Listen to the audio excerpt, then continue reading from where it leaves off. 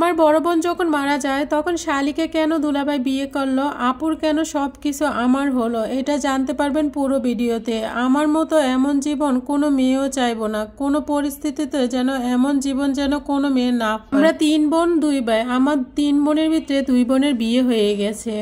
আমি হলাম সবার ছোট, আমি ক্লাস 8-এ পড়ি। আমার বড় বোনের বিয়ের 1 বছর পরে অনেক ধুমধাম করে মেজো আপুর বিয়ে হলো। আমার বাবা সরকারি চাকরিতে জব করে। আমার মেজো দুলাভাই আমার আপুকে অনেক বেশি ভালোবাসতো, তারে অনেক ধুমধাম করে বিয়ে করছে। আমার বাবা তার সাধ্যমতো 2 মেয়েকে বিয়ে দিয়েছিল। মেয়ের শ্বশুর বাড়িতে অনেক ভালো ছিল, অনেক আনন্দ ছিল। বড় আপুকে তার স্বামী অনেক বেশি ভালোবাসতো। বড় আপু 2 বছর পরে যখন কনসেপ্ট করে তখন বড় আপু আস্তে আস্তে অসুস্থ হয়ে যায়। বড় আপা যখন বাচ্চা 7 মাসের পেটে, তখন ডাক্তার বলেছিল সিজার ছাড়া এই বাচ্চা নর্মালি ডেলিভারি হবে না। আমার আপা একটু অসুস্থ ছিল। আমার দুলাভাই তার শ্বশুরবাড়ির লোকজন বোনকে নিয়ে সবসময় চিন্তিত ছিল। আমার দুলাভাই আমাকে বললো, তোমার বোনের সাথে কিছুদিন থাকো, তোমার বোনে অনেক অসুস্থ, তুমি তোমার বোনের দেখাশোনা করো।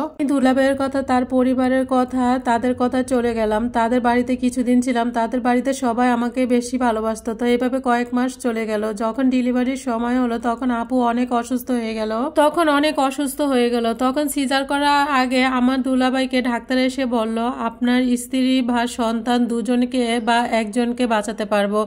এমন কথা শুনে আমার দুলাভাই চিৎকার করে বলতেছে, আমি আমার স্ত্রীকে চাই, কারণ আমার স্ত্রীকে জীবন দিয়ে ভালোবাসে। ডাক্তার বলল, না, আপনার স্ত্রী সন্তান চায়। আপনার স্ত্রী বলল যেন আপনাকে যেন সন্তানটাই দেই।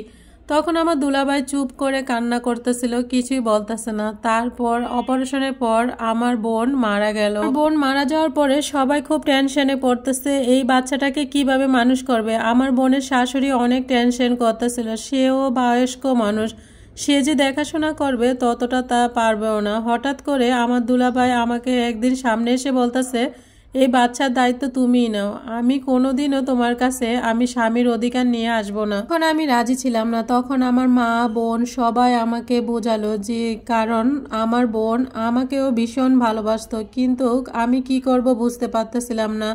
তখন আমি আমার দুলাভাইয়ের কথা রাজি হয়ে গেলাম। দুলাভাই যখন বলল যে আমার কোনোদিন স্ত্রীর দাবি নিয়ে আসবে না, তখন সেটাই আমার মাথায় ছিল। ভাবলাম ঠিক আছে, আমি ছোট বাচ্চাটার মা হই। কিন্তু আমার খুব ইচ্ছে ছিল আমার বিয়েতে অনেক ধুমধাম হবে, অনেক বড় আয়োজন হবে, আমি অনেক সাজুগুজু করে শ্বশুর বাড়িতে যাব। কিন্তু আমি এমন জীবন কখনো আশা করি নাই। তারপরে আমার দুলাভাইয়ের সাথে আমার বিয়েটা হয়ে যায় ঘরোয়াভাবে। তখন আমি ছোট্ট বাচ্চাটার মা হয়ে গেলাম। তখন আমার বিয়ে হয়ে গেল, 6 মাস হলো। আমার স্বামী আমাকে একদিন বলল, তুমি না চাইলে আমি কখনো তোমার সামনে আসবো না, স্বামীর অধিকার নিয়ে কখনো আসবো না। আমি বললাম, না, আমাদের তো বিয়ে হয়ে গেছে, আপনি আমার স্বামী, আপনার সন্তুষ্ট করা, খুশি রাখা এটাও আমার দায়িত্ব। তো ভিডিওটা যদি আপনাদের কাছে এতটুকু ভালো লেগে থাকে তাহলে অবশ্যই ভিডিওটা শেয়ার করে দিবেন। আর এই ভিডিওটা একটা জাস্ট গল্প, তো কমেন্ট করে জানাবেন গল্পটা কিরকম হয়েছে।